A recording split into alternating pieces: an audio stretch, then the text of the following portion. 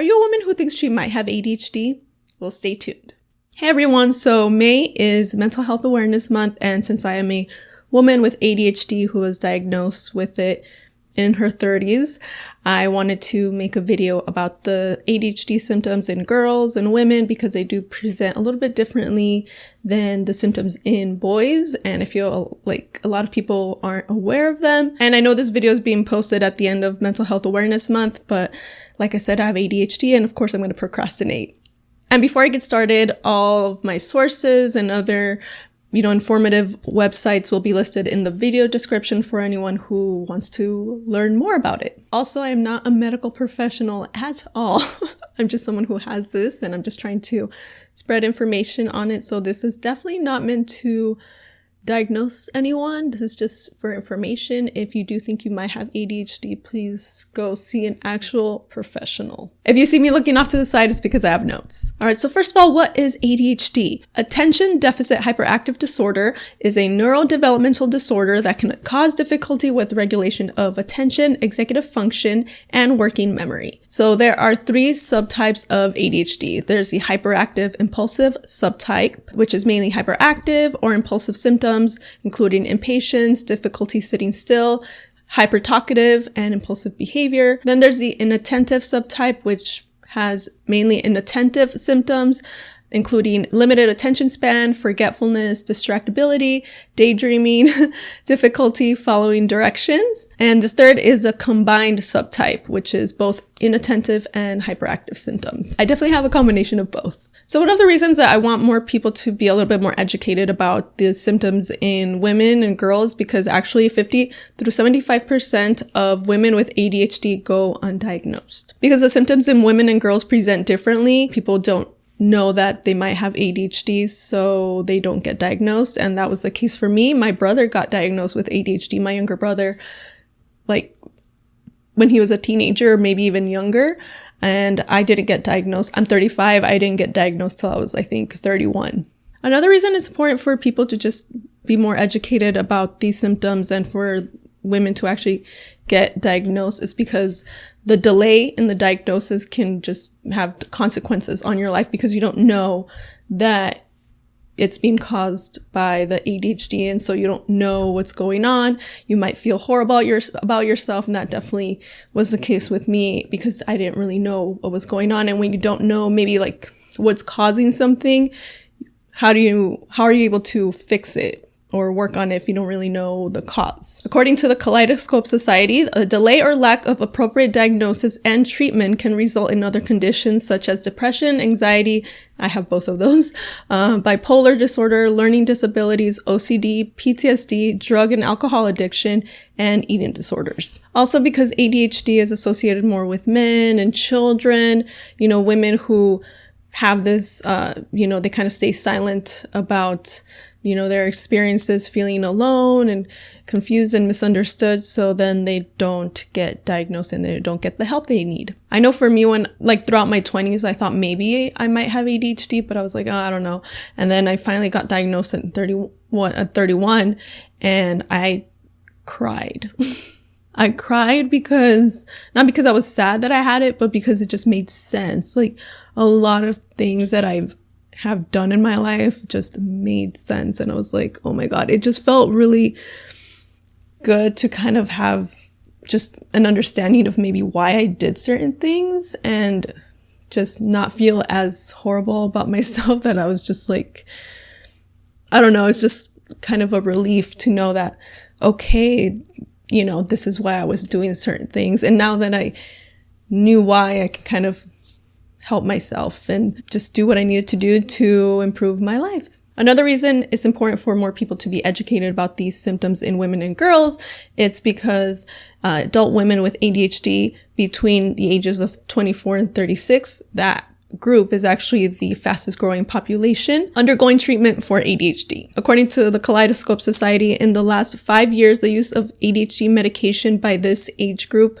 of women increased by 85%. All right, so let's go into the symptoms of ADHD in girls. And these are not every single symptom, but some pretty common ones. And these symptoms are more for the inattentive type of ADHD, which used to be called ADD, but now is the inattentive type. Daydreaming quietly in class, feeling anxious or sad, exhibiting silliness or apparent ditziness. Yeah, I definitely do that. Acting shy or inattentive, trouble maintaining friendships, picking at cuticles or skin, being a perfectionist. Yeah, story of my life. And also exhibiting hyperactivity differently from boys. So according to Patricia Quinn, MD, director of the National Center for Gender Issues and ADHD, in a classroom setting, a boy might continually blurt out answers or repeatedly tap his foot, whereas the girl might demonstrate hyperactivity by talking incessantly. So a girl who talks all the time is often viewed by the teacher as chatty, not hyper or problematic, and thus is less likely to be recommended for an evaluation. In that case, I was more like the guy. I'm more of like, I need to kind of move and I tap my feet or leg or move my hands and stuff. Another reason why it's hard to diagnose young girls with ADHD is because girls try harder, usually than boys. They try harder to compensate and cover up their symptoms. So for example, like to keep up with schoolwork, girls are more likely to put in the extra hours of studying and to ask parents for help because they're more likely to be people pleasers. That was definitely the case for me. Like I've always been like a perfectionist, and I got good grades, and I was sleep deprived like pretty much all the time, like my whole childhood through college, because I just would put in the extra work, and sometimes it would take me I had to write extra notes and go over things multiple times to absorb it, because I sometimes would read something or whatever, and then I would just forget everything. I'd be like, what did I just read? So it takes a little bit more time. Another reason that ADHD in girls is more likely to be undiagnosed is because girls more than boys are more likely to have the inattentive ADHD, which is, like we said earlier, it's not the one where they're bouncing around and blah, blah, blah. And the inattentive symptoms tend to be less disruptive than the hyperactive ones. So some of the inattentive symptoms are poor attention to detail, limited attention span, forgetfulness, distractibility, and failure to finish assigned activities. So a hyperactive boy who's maybe repeatedly beating on the desk or, walking around, bouncing around or whatever, he's more likely to be noticed than an inattentive, ADHD girl who's maybe just twirling her hair, staring out the window. And, that sounds like me. They polled parents and teachers, and they found that among the children with ADHD, boys are also more likely than girls to exhibit behavioral symptoms, while girls that have the inattentive ADHD, they're more likely to struggle with a mood disorder. Another finding from that poll found that females may suffer more negative effects from the ADHD than boys. Than males. The survey found that girls are more likely than boys to be asked to repeat a grade due to poor school performance. When a boy struggles, he's more likely to be evaluated for ADHD or some learning disability. But, when a girl is not doing well, they're more likely to repeat a grade. Another reason ADHD goes undetected in girls more than boys is because of how differently, the genders approach school. So again, this is just generalizing, some girls can be more like how the boys are acting. So I'm not saying this applies to every single boy and girl. Okay. Like I said, I do the toe tapping and stuff like that, which they said was more a boy behavior. Okay. So I'm not saying this applies to every single boy and girl. So an example that Dr. Quinn offers for this is that, okay, so a male and a female student with ADHD are assigned a long-term project. Okay. They each put off the work for weeks. Then the night before the project is due, each remembers the deadline. So rather than attempt to get the work done, the boy decides to watch back-to-back episodes of SpongeBob. Meanwhile, the girl freaks out and tries to make a perfect project overnight, because perfectionism is, another common symptom in girls. And so she demands that her mother help her while she stays up until 1 a.m. to finish her work. When she hands in the assignment the next day, the teacher has no clue that it was done at the last minute. And that, when I first read that really hit home for me, because that was pretty much my whole life. Like through school, from when I was young to college. That's why I was constantly sleep deprived, was because I would just end up doing most of the work at the last minute. And also I think just because my ideas, like if I had to come up with an idea for something, like my ideas would just always come last minute. Like even if I got a month to work on a project, it was just like pointless, because I know I just wouldn't really think of anything until the last minute, and I was just getting so mad. And that's another part of just like feeling just kind of horrible about yourself, is like, why is this always happening to me? I'm always doing things at the last minute. I just want, like, for once, I just want to be able to do something like ahead of time, finish it, and get some good night's rest. But that usually doesn't happen. This video, for example, doing it at the end of the month. That's just story of my life. And then I would turn in the assignments and I would get good grades on them. And sometimes I was mesmerized by it, because I would turn it in and I'd be like, okay, this is probably going to be really horrible, because I did it at the last minute. I'm probably not going to get a good grade. And I completely understand if I don't, because I did do it at the last minute. And the teachers were like, oh my God, it's great. I'm like, what? Sometimes I would just be in this zone where I'd be like trying to finish an assignment and I wouldn't remember like anything that I did. Like that happened to me in college. I remember like writing a paper feverishly last minute. I didn't have time to like look it over or anything, check for spelling mistakes, but I'm a pretty good speller and with grammar, so I wasn't that worried about it. Maybe I had a few typos, but I didn't even have time to check it over, but I just wanted to get it done. And I turned it in, but I just like didn't even remember what I wrote. It's like, what did I write in the paper? I don't know. And so I turned it in and I was expecting to get a bad grade. And then she gave it back to me, when she returned the paper. She's like, oh my God, this is so good. It's so amazing. I'm like, what? I'm just like, I don't even remember what I wrote, but okay, cool. So another way girls might compensate for their ADHD is that, like, for those who are like perfectionists, the girl might spend hours taking notes on each chapter that's being tested in order to assure a good grade, or she might become obsessive compulsive, checking and rechecking her backpack to make sure she has everything. I definitely, I forget things a lot, so I definitely, do that. Yeah. And even though I do that, I will still forget things. And it's really annoying. And that's one of the ways that that has affected me, is because I can be pretty forgetful, and it has financial consequences, because then I have to spend money buying things again because I lose them quite a bit. That it just happened to me yesterday. And I was really mad because it happens a lot. I was like, I lost something again, and now I have to buy it again. And it's really annoying, especially when it's like, I don't even have the thing for very long. I might just buy something and then I'll lose it, forget it. And I'm just like, oh. So that's kind of some of the consequences of it, is that it can affect you financially. So a lot of people compliment me on my hair, and they tell me it looks nice and soft and healthy and all of that.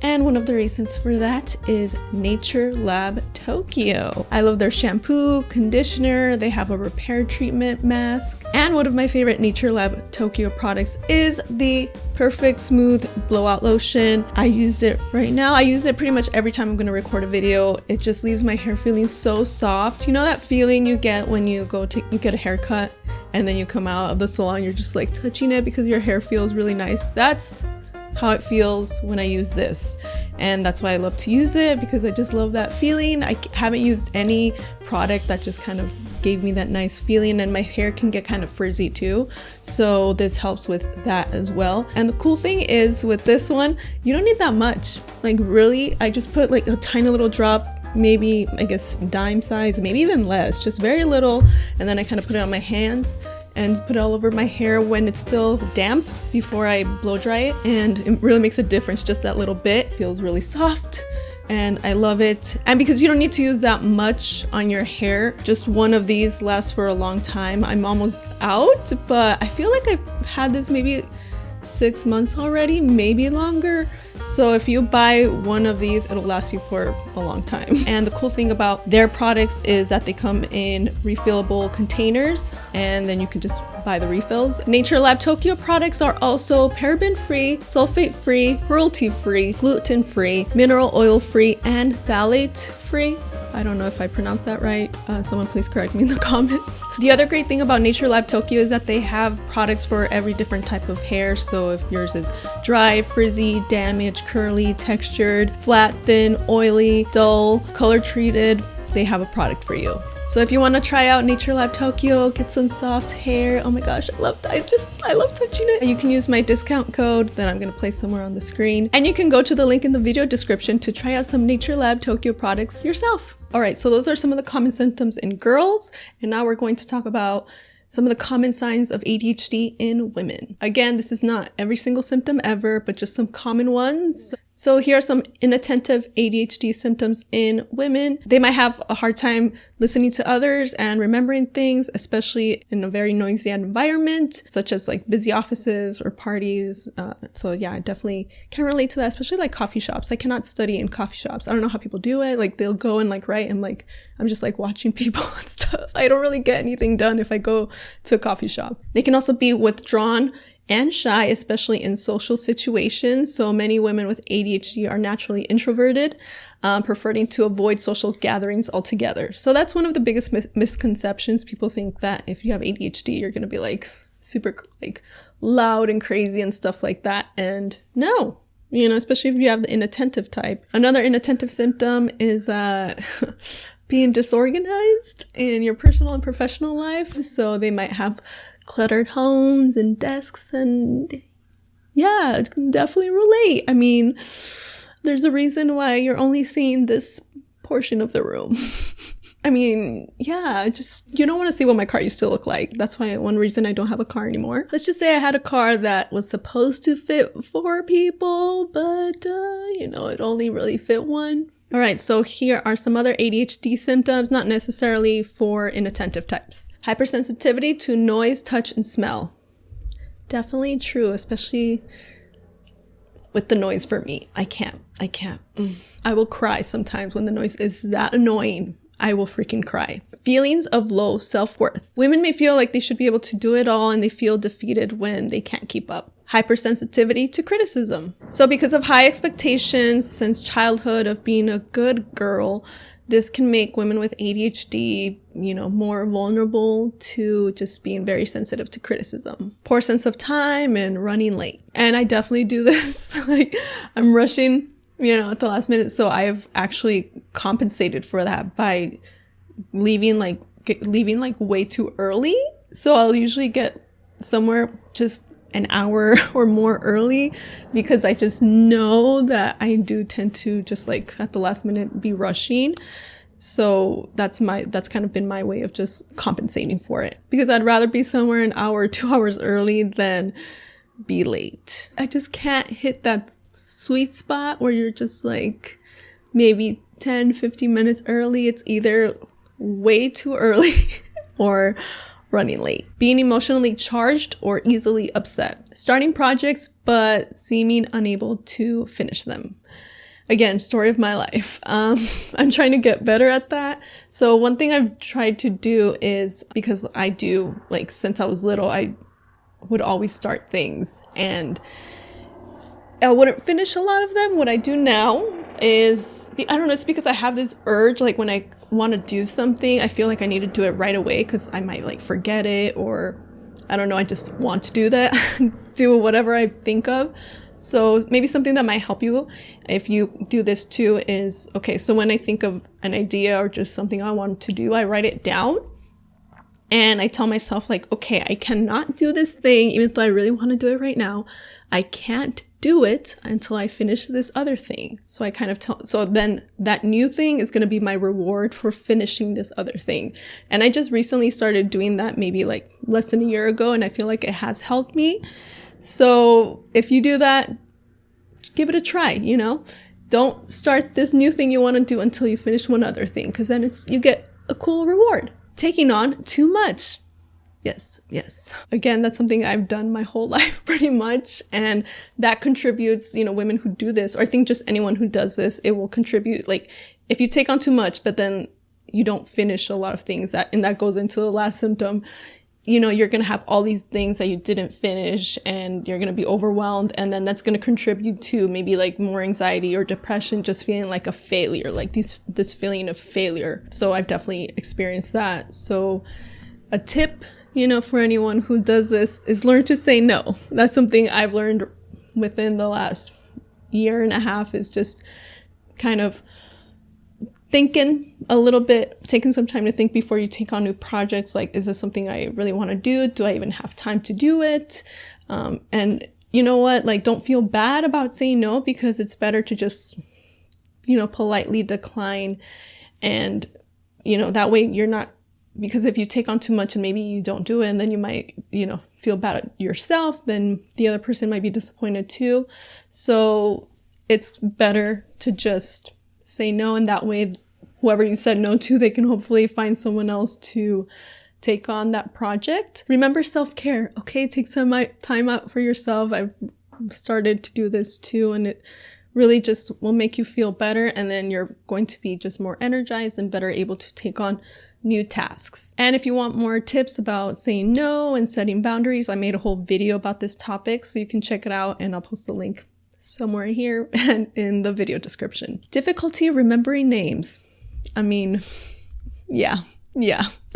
I feel bad. So here's some tips I've kind of developed on my own to help me with this, because I do forget names. One way is, especially like if you've been talking to someone for a while and you're like, oh my gosh, we've been talking, I don't even know the name, I feel bad asking for the name, is like if you exchange information, either, social media or phone number or something, what I do is I'll be like, oh, how do you spell your name? It's just like, I don't want to spell it incorrectly. So, and then that way they'll give me their name and I spell it, and I don't have to be like, oh, what's your name again?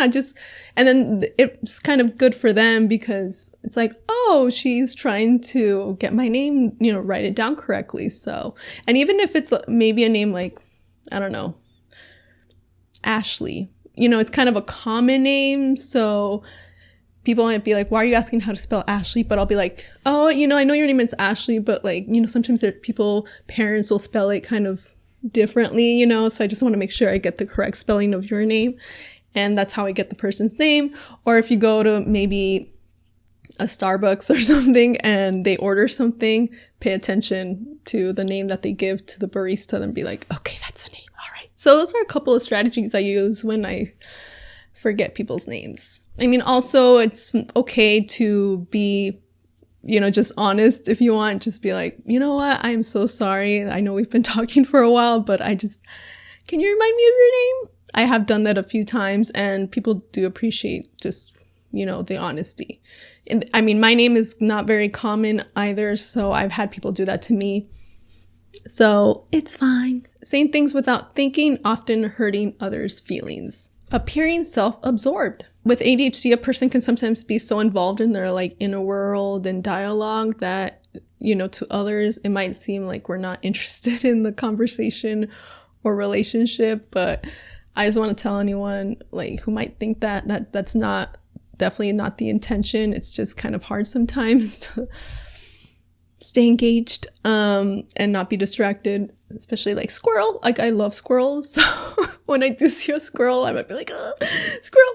Or, just any animal. I just love animals. So if there's an animal nearby, I might get distracted. Okay, I'm sorry. I'm not trying to be mean. Okay, I'm sorry. But if you do that like I do, I'll, be like, I'm sorry, what were you saying? I'm sorry, continue. Or I'll be like, oh yeah, you were talking about this. That way you kind of show that you were paying attention, but just we're doing our best, okay? Engaging in addictive behaviors. So while addiction is associated with ADHD in general, it's not just drugs and stuff, but you can also be addicted to maybe shopping, too much TV, overeating, just any other addictive behaviors. I don't do drugs or anything like that. I think for me, my addictive behavior might be music.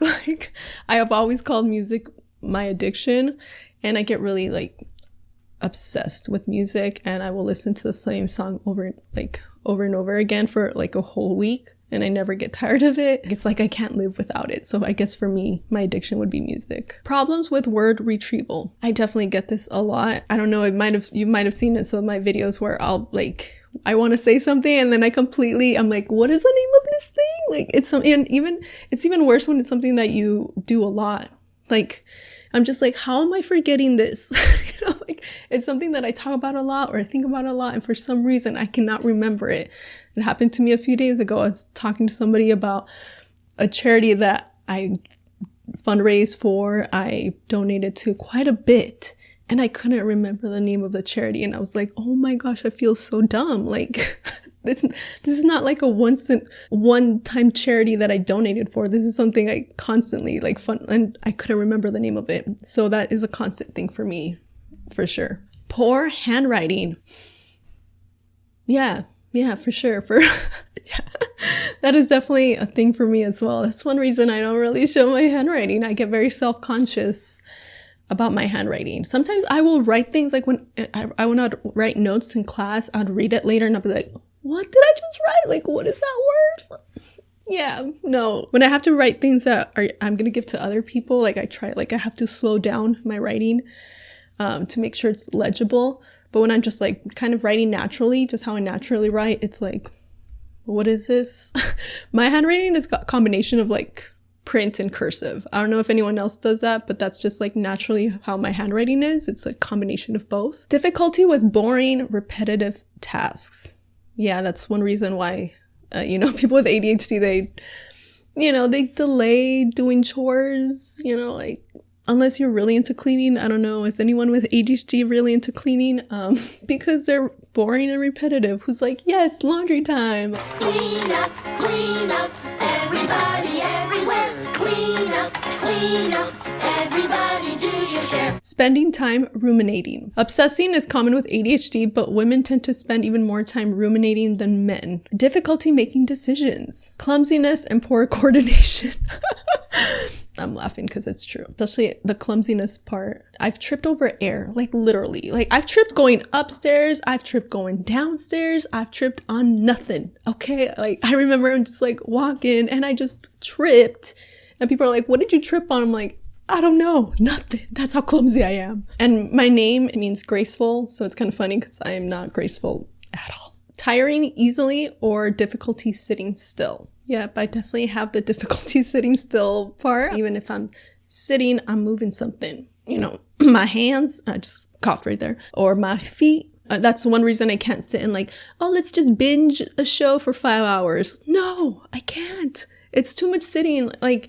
If I do watch something, I'm usually doing something else while I'm watching it. Either working out, working on a project, doing something while I'm watching. It's kind of hard for me to sit still. In the movie theater, I can do it for a little bit, but then you're eating or something. There's something you're doing, but I don't go to the movie theaters that often. Difficulty falling asleep or difficulty waking up the next morning.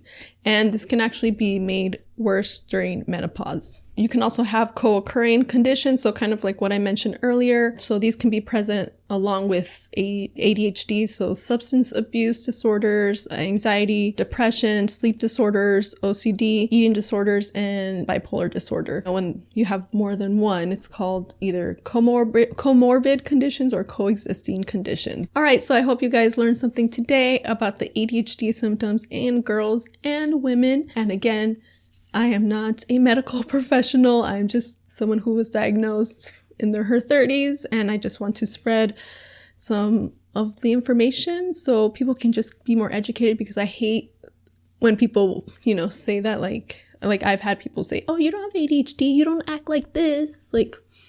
Shut up. Are you a doctor? No. Don't tell me what I have and I don't have, okay? Just because that person doesn't know about the symptoms. But you can also look up information. You don't have to keep being ignorant. So I hope you guys learned something. And again, because I'm not a medical professional, if you think you might have ADHD, please go see a medical professional to hopefully get diagnosed and get the help that you need.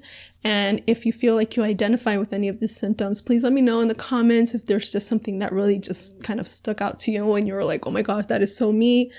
I would love to hear from you, just because it would be cool to just hear from other, especially other women who have this. It's just kind of cool to just get to know other people who go through similar things that you have gone through. All right, so thank you for watching. You can follow my social media. I'll probably post it somewhere here. I'm also going to make another video about things I love about having ADHD, because I know there are some difficulties with having it, but there are some things that I do love about it. So that video should be up soon. If you want to support, the channel, check out the Nature Lab Tokyo link. You can subscribe, hit the notification bell and everything. And yeah, let me know what you guys think, and I will talk to you guys later. Bye.